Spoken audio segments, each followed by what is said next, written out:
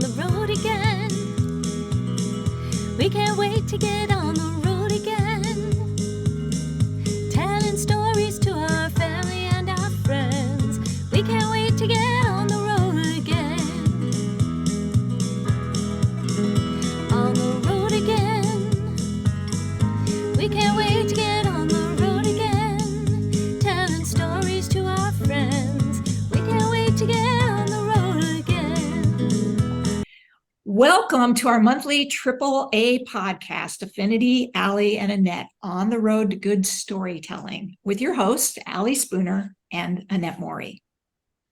This month, we'll be we're introducing a brand new author to Affinity Rainbow Publications to our family, Mia Barnes, who will be doing a reading from her brand new debut novel, The Strength Within. Let me introduce Mia to you. Mia spent nearly 2 decades empowering others in a rewarding career. By empowering others, she found the strength to pursue her dream of writing and earned her master's in English and creative writing. Although she has been writing for years, it was during grad school Mia discovered a love of fiction writing. As a sapphic author, she likes to create robust characters to tackle different social issues, past and present. When Mia isn't working on a project, you can find her hiking with her German Shepherd or kayaking with her partner and friends. So, without further ado, you're on, Mia. Take it away. All righty. Thank you. When I got home, I grabbed an ice-cold bottle of my favorite beer and headed to check out my emails. I made it to the couch when the doorbell rang. Ugh, I looked at the clock. It was 5:30. I wasn't expecting anyone. A vaguely familiar face was smiling at me when I opened the door. When I didn't respond, she frowned and said, "You've forgotten, haven't you?" "I'm sorry, can I help you with something?" I wasn't sure I wanted her to answer. "Oh, for the love of Christ, child, I'm your Aunt Marla," my mother's sister, whom I hadn't spoken to since my grandmother's death. Although I briefly recall her staring at my friend and me at my grandfather's funeral. She looked old and broken. Nothing like the cigarette-toting loudmouth drunk I remember. "The ladies at Daddy's church said you were here writing something for some fancy magazine." Marla paused and looked around, seemingly out of breath, as she leaned against the porch railing.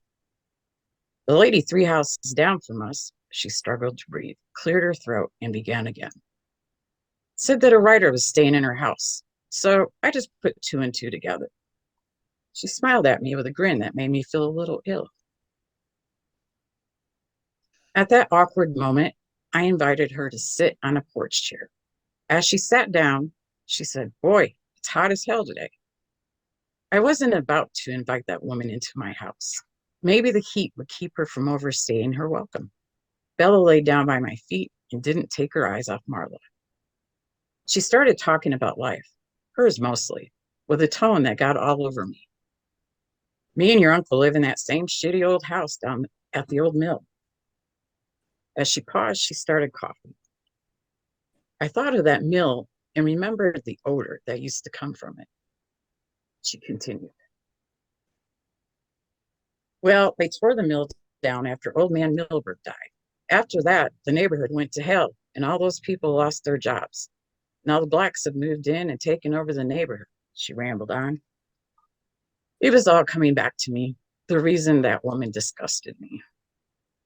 "One of these days, the walls are going to fall in on me when that damn train goes by," she grumbled.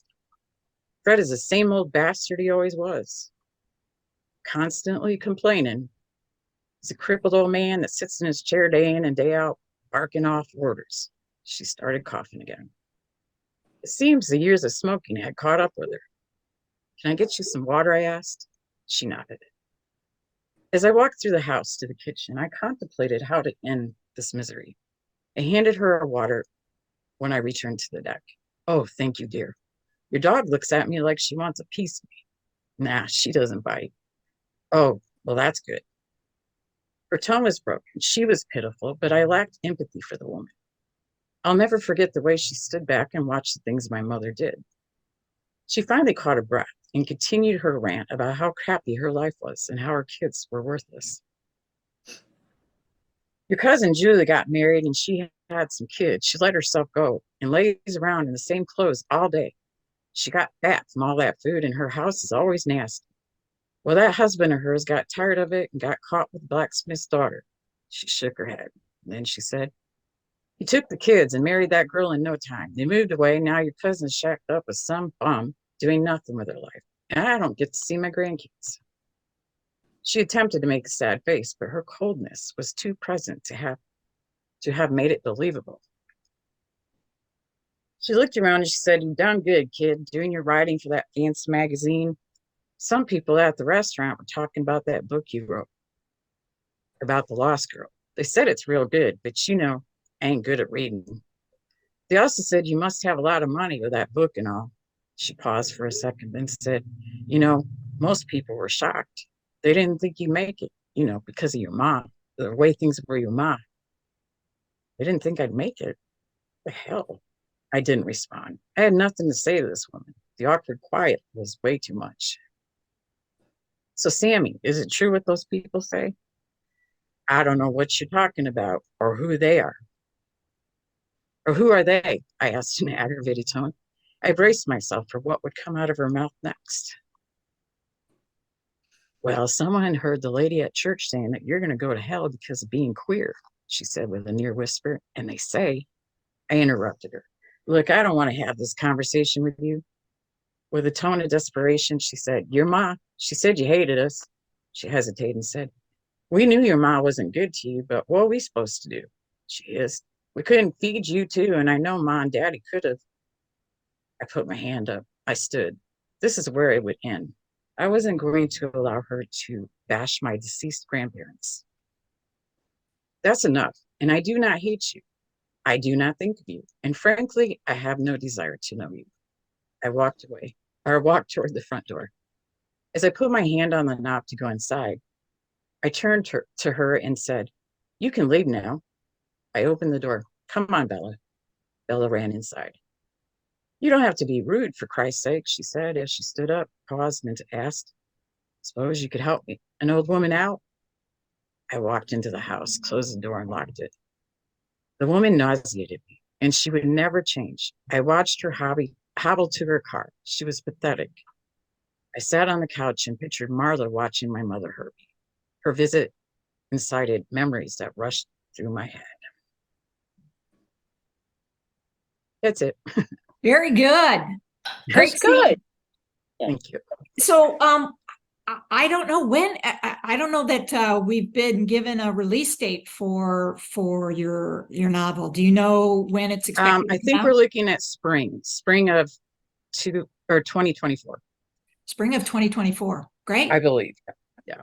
Good deal.